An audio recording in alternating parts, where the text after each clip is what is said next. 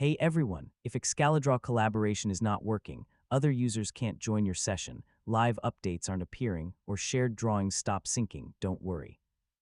In this video, I'll show you how to fix the most common Excalidraw collaboration problems in 2026. First, check your internet connection. Real-time collaboration depends on a stable connection for all participants, and network interruptions can prevent updates from syncing properly.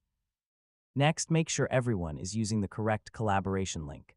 A broken, outdated, or incomplete session link can prevent users from joining the shared workspace. Another common fix is refreshing the page and rejoining the collaboration session.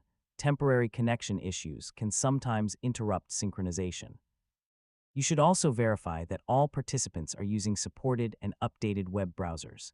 Older browser versions can create compatibility issues with real-time collaboration features. Another helpful step is clearing your browser cache and cookies. Corrupted browser data can interfere with collaboration sessions and connection stability. If users can join but changes aren't appearing, ask everyone to refresh their browser and reconnect to the session. And that's how to fix Excalidraw collaboration not working problems in 2026.